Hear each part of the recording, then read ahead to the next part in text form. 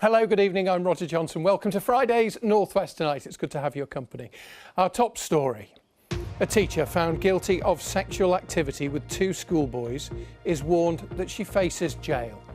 Rebecca Joins stood shaking in the dock as the verdict was returned. Also tonight, two police officers who took a long kebab break before the Manchester Arena terror attack are allowed to keep their jobs.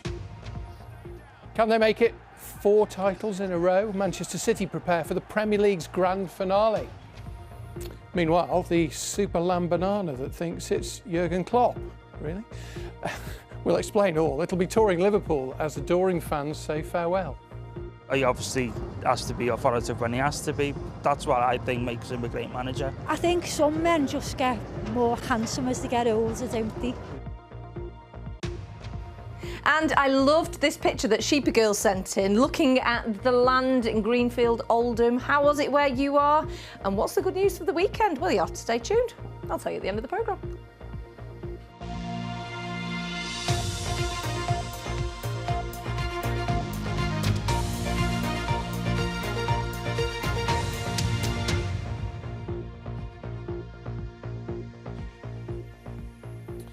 A teacher who has been found guilty of sexual activity with two 15-year-old schoolboys has been warned that she could be jailed. Rebecca Joins later became pregnant by one of the boys when he was 16. Kevin Fitzpatrick sent this from Manchester Crown Court. Well, Rebecca Jones was 28 when this began, and she started to get attention from two 15-year-old boys in her maths class. She was quickly exchanging messages with one of them and inviting him back to a flat in Salford Quays where they had sex twice. And it was while she was on bail for that offence that she began a relationship with a second 15-year-old boy from that class. That relationship went on for a while. They had sex numerous times while he was underage, and then she fell pregnant with his child once he'd turned 16 and she'd been sacked as a teacher. Now, the jury found her guilty on all counts, 6 counts of sexual activity with a child, including 2 while she was in a position of trust. The prosecution had said that she groomed the boys. She bought one a £350 belt. She acknowledged that the relationships were inappropriate, but insisted that she didn't have sex at all with the first boy. And with the second boy, she said she'd waited till he was 16 and it was legal, and by that point she was no longer a teacher. Well, Detective Constable Beth Alexander spoke outside court. Rebecca Joins is a sexual predator. She was their teacher and they rightfully put their trust in her. But Joins decided to abuse her position and used it to groom 2 teenagers. We now wait for Joins to face the consequences of her actions. And Kevin, despite the severity of this conviction, she was allowed bail tonight. She was, yes, and Rebecca Joins had been visibly emotional and shaking as the verdicts were read out. There were members of the boy's family had to stifle a tear at that point, but she was granted bail under strict conditions. The judge said there's a baby in this case who's done nothing wrong, and you will obviously want to see her before sentencing. She was warned to expect a custodial sentence, and the police say the boys involved in this case and their family now want to get on with their lives and leave this ordeal behind. That was Kevin Fitzpatrick reporting from Manchester Crown Court. Now, 2 British Transport Police officers who took a long break to get a kebab on the night of the Manchester Arena terror attack have been given final warnings, but they have been allowed to keep their jobs. Jessica Bullough and Mark Renshaw were criticised during the public inquiry, which found that chances to stop the bombing 7 years ago next week were missed. Juliet Phillips has this report. British Transport Police officers Jessica Bullough and Mark Renshaw arrived back at Manchester Victoria Station carrying kebabs after taking a 2-hour break. This meant no officers were patrolling around Manchester Arena when Salman Abedi approached the foyer to detonate his bomb. Today, Bullough and Renshaw were given final written warnings. Paul Price's partner, Elaine McIver, was a police officer who was killed in the attack. I felt let down by them, and because Elaine was a police officer and I've always been a huge supporter of the police, you know, I'm proud of our police, that made the feeling of being let down so much greater for me. PC's Jessica Bullough and Mark Renshaw have received commendations for their bravery. Today, an independent Office of Police Conduct investigation found the pair should be disciplined for the timing and length of their break and for not following instructions from a senior officer. You and Mr Renshaw had been away from patrol for 2 hours and 9 minutes. Correct. Jessica Bullough previously gave evidence at the inquiry about hers and Mark Renshaw's behaviour on the night. When you look back now, does that seem to you to be acceptable? No, unacceptable. In a statement released today by the British Transport Police, they've apologised unreservedly to complainants and to all the family and friends of the victims for their failings.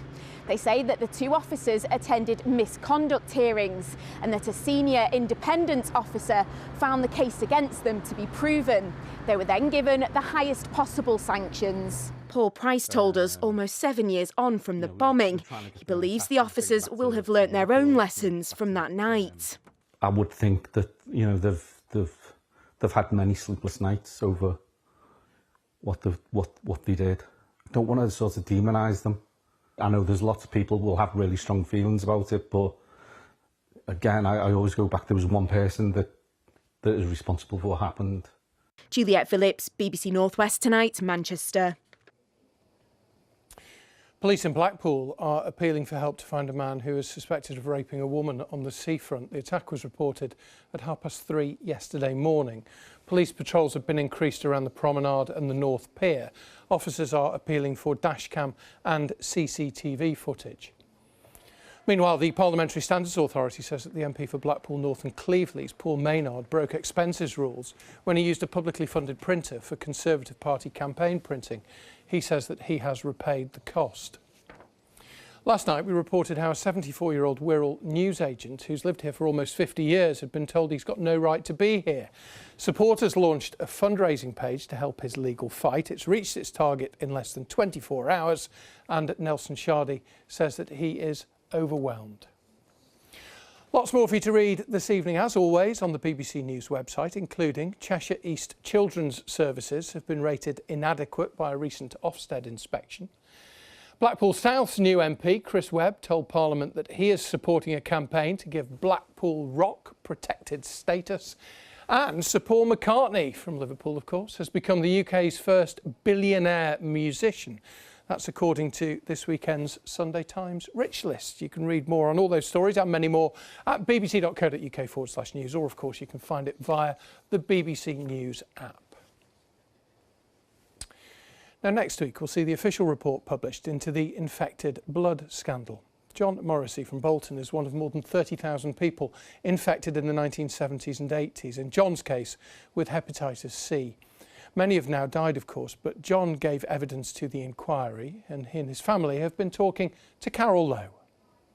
3 generations of one family affected by the contaminated blood scandal. I had periods where I was just really, really tired and doctors were just kind of saying, oh, it's growing pains or whatever, but probably something to do with hepatitis. John Morrissey was a baby when his parents were told he was a haemophiliac and his blood wasn't clotting properly. He's deficient in factor IX protein and was given a replacement made from donated human blood. So protect yourself. And read During the HIV/AIDS outbreak in the 1980s, and before blood was screened, haemophiliacs were given blood products from the UK and also the US, some of which was bought from high-risk donors such as drug users and prison inmates. I can remember John sitting at the kitchen table with a syringe full, wondering whether to put this into himself or not. He had a feeling that, this could be very, very wrong. And yes, we were right. I've got a memory of my consultant at the Children's Hospital talking to me and my parents about what they were calling non-A, non-B hepatitis at the time. So they didn't quite know what it was, but they knew it was a thing. And they could be clear that it wasn't hepatitis A and it wasn't hepatitis B, but it was some form of hepatitis. Following a subject access request to the National Haemophilia Database, John discovered he was given American blood in 1985, though he probably contracted hepatitis C much earlier. It's really stressful and really worrying to have something which is not particularly well understood, to know that you've had it for a long time, and to know that lots of other haemophiliacs and lots of other people who've been infected through different routes are getting really ill and dying from it. John and his wife had to wait for the best part of 10 years to start a family following gruelling treatment to clear the infection. I don't want you to feel sorry for me. I want you to help haemophiliacs. This is not possible for me to do on my own. We need to help, fight and make a change. It was John's daughter Orla who told the BBC about her dad via the BBC Young Reporter scheme after she'd won a public speaking competition. Caused lots of diseases such as hepatitis C, AIDS and... different hepatitis. Different hepatitis as well. And what do you think about that? I think that it's not good, like it shouldn't have happened in the first place, but even now it has happened, I still don't think like it's acceptable because it's really affected you, hasn't it? It's affected lots of people around the world. These bottles at the inquiry contain messages from those who lost loved ones. A year ago, the inquiry chair called for a full compensation scheme to be set up immediately. I could not, in conscience, add to the decades-long delays many of you have already experienced due to failures to recognise the depth of your losses. Those delays have themselves been harmful. How do you feel about it all? Angry that pharmaceutical companies and governments would think that it was a good idea to pay people who are in really stressful, bad times in their lives. I've had the report on compensation now for 18 months from Sir Brian, who's running the inquiry. And it was confirmed last week that for the first 12 months, nothing was done. If you just take that year where they've done nothing, that's another 100 haemophiliacs and infected people who've died with no justice, no compensation, no help at the end of their lives. Interim payments have been made, but the government has accepted a moral case for full compensation. The final report is published on Monday. Carol Lowe, BBC North West Tonight.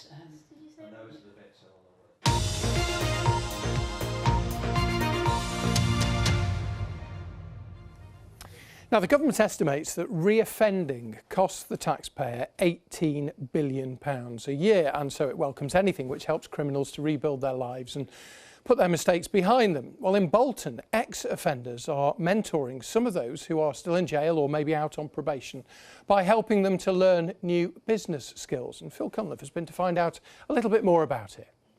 It doesn't matter if it's internet or File Explorer. Imran is 9 months into a 2-year suspended prison sentence for growing cannabis. It's cost him his career as an NHS physiotherapist. Now, thanks to help from John, a former offender turned businessman, he's learning new skills in IT, all part of trying to turn his life around. Now just right-click it. I rock bottomed. I lost my marriage, lost my house, lost my job, ended up homeless for about 6 months. Imran is also ex-military, and the trigger for his decline was the death of a friend. I suffered a bit of PTSD, which then pushed me down the route of cannabis use, which then put me into the realm of criminality. This course has been brilliant in terms of allowing me to network better, get back into speaking to people again, calming the PTSD down, because working with machines is better than working with people sometimes. John runs his own business, recycling and repurposing electronic equipment. It's all a far cry from his troubled youth, when he was always in and out of prison. I started this at 11, and the first thing I took apart, a ZX Spectrum, 48K.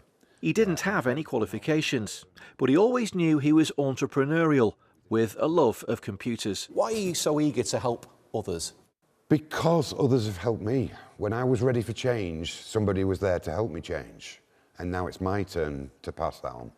John is now an ambassador for Entrepreneurs Unlocked, a Bolton-based social enterprise that helps offenders develop business skills. So what we find is when we talk to people in prison, that's skills that they might not recognise they have. So we're trying to recognise that they can flip those skills around and earn a legitimate income rather than doing something which is illegal. Phil Cunliffe, BBC North West Tonight, Bolton.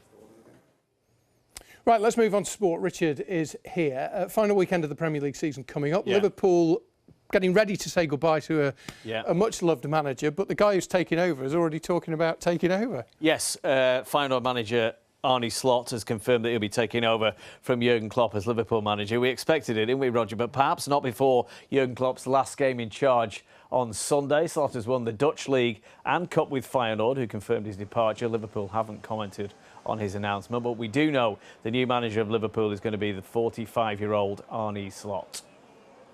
Manchester City will go into Sunday's final round of Premier League games, knowing that one win will clinch a record-breaking 4th Premier League title in a row. No English club has won top-flight titles in 4 successive seasons, so it really would set Pep Guardiola's team apart.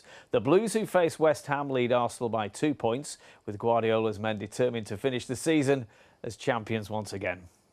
A little bit nervous, but hopefully we'll be able to do it. I always feel nervous. You know, it doesn't matter how many times. I know this is going for 4 in a row, but we've been through everything. Be tight, but I think they will do it. We did it in Crystal Palace, we did it against Wolves, or we did it against Fulham and Spurs, and we have the last.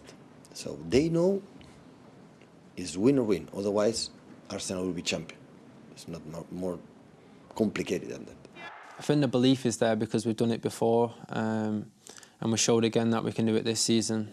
But now we just have to remain focused because there's still one more game to go, and yeah, it's just all the thought is on that game now.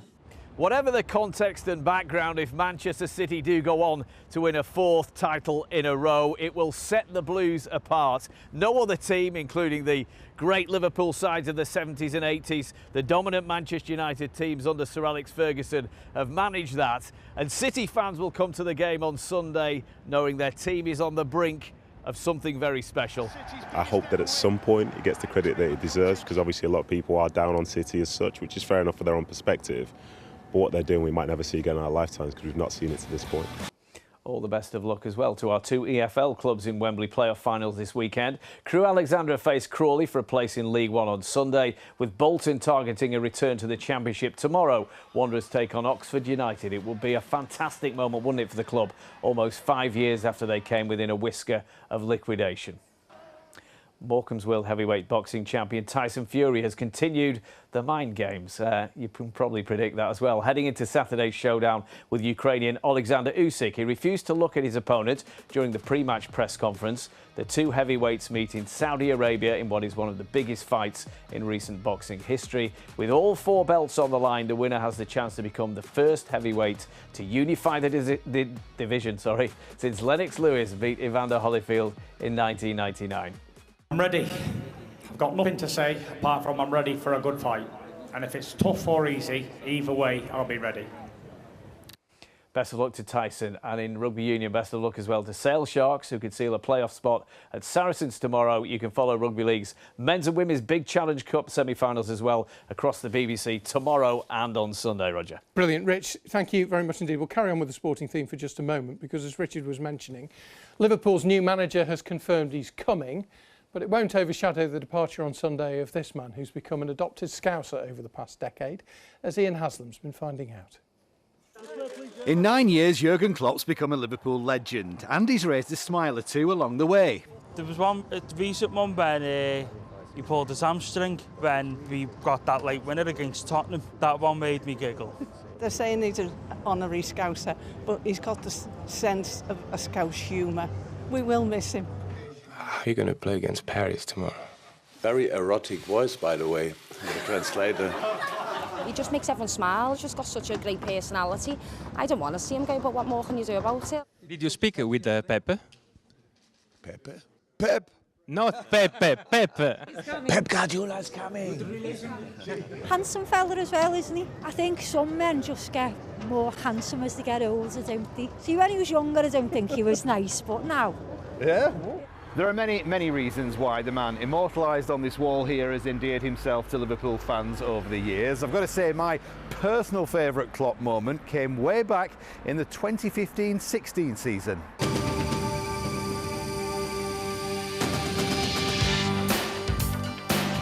This was Klopp's Baywatch moment as he celebrated a late winner and endeared himself to fans. Then that will live long in the memory, as will the manager's celebration. We've been waiting for that for a long time. We've been waiting 40 years for that, haven't we? For that type of celebration, for that type of manager. I think it's brilliant. I mean, better than the manager's just standing there being as miserable as anything. He might have been slightly more downbeat had he broken his glasses. Now I have to be careful. Lesson learned, and 8 years on, he's now been immortalised as this, the Super Klopp banana that's about to tour Liverpool to raise money for charity. It does actually look like him, you know. I think that was my biggest concern. It's like, how am I going to make a Super Lamb banana look like Klopp? You have succeeded. And what do you think Jurgen Klopp would make of this? Obviously, with his charisma and his infectious personality and humour, I think he'll love it. No doubt he will. Today, though, was his last ever pre-match press conference, and the mood was reflective. Yeah, most intense week of my life definitely was that. Now I said so often goodbye this week. I met the best people I ever met, and I did it for the best club in a wonderful, very, very, very special city. For Liverpool fans, the feeling's mutual. Ian Haslam, BBC North West Tonight. It's going to be an emotional day for them on Sunday. Right, weather with Kay in just a minute. But before that, the American football franchise, the Chicago Bears, have joined with the NFL's first British female coach to launch the first girls-only flag football league in Manchester. It's only the second of its kind, backed by an NFL team outside London, as Alice Scarf's been finding out. Set, hop! Some of these girls have their sights set on representing Great Britain in flag football. The sport was recently announced to be part of the Olympic Games in LA 2028. It's mint, like, I love it.